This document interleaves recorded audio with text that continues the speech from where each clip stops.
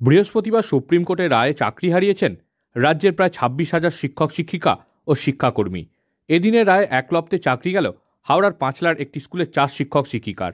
এই পরিস্থিতিতে দাঁড়িয়ে কিভাবে বিদ্যালয়ের 3,500 পড়ুয়ার পঠন পাঠন স্বাভাবিক রাখবেন, সেই ভাবনাতেই কার্যত মাথায় হাত বিদ্যালয়ের ভারপ্রাপ্ত প্রধান শিক্ষকের।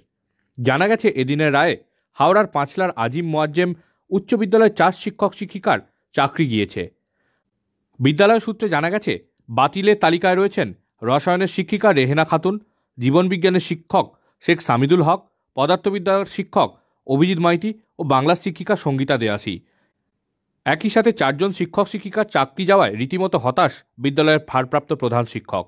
ভারপ্রাপ্ত প্রধান শিক্ষক এস.এম. শামসুদ্দিন জানান, এই শিক্ষা প্রতিষ্ঠানে পঞ্চম থেকে দ্বাদশ শ্রেণীতে প্রায় 3,500 পড়ুয়া পড়াশোনা করে। এতদিন 43 জন শিক্ষক শিক্ষিকা ছিলেন, সেই সংখ্যা কমে দাঁড়ালো 39। তিনি জানান, এমনিতেই বিদ্যালয়ে 18টি শিক্ষক শিক্ষিকার শূন্যপদ ছিল, সেই সংখ্যা এখন বেড়ে দাঁড়ালো 22। চাকরি বাতিলের জেরে শিক্ষক শিক্ষিকার সংখ্যা কমে যাওয়ায় বিদ্যালয়ের পঠন পাঠনে প্রভাব পড়ার আশঙ্কা করছেন ভারপ্রাপ্ত প্রধান শিক্ষক। পাঁচলা আজিম মোয়াজ্জেম হাই স্কুলে আমাদের টোটাল এখানে 4 জন আমাদের আজকে যে সুপ্রিম কোর্টের যে রায়, সেই রায়ের প্রেক্ষিতে 4 জন আমাদের এখান থেকে মাইনাস হয়। আমার ছিলেন অভিজিৎ মাইতি এবং সঙ্গীতা দিয়াসী, সামিদুল ইসলাম এবং রেহানা খাতুন। এখানে পোস্ট আছে হেডমাস্টার 60+1, অর্থাৎ অ্যাসিস্ট্যান্ট টিচার 60 এবং হেডমাস্টার 61 ছিল। আমার 43 ভ্যাকান্সি ছিল, আমার ভ্যাকান্ট পোস্ট ছিল 18টা।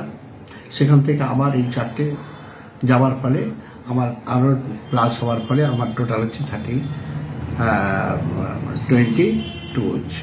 এটাই বড় সমস্যা আমাদের প্রত্যেক দিনই। এই 18 জন শর্ট টিচারকে নিয়ে আমার স্কুল চালাতে, যেভাবে আমার সমস্ত টিচার তারা প্রফেশনাল ক্লাস করে ক্লান্ত শান্ত হয়ে পড়ে।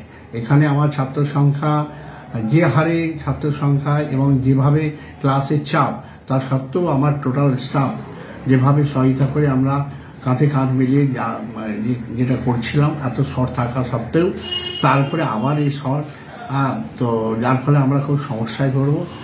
শিক্ষা ব্যবস্থা যা পরিস্থিতি অবস্থা, তার মধ্যে আমরা খুবই সমস্যায় পড়বো স্কুল পরিচালনা করা।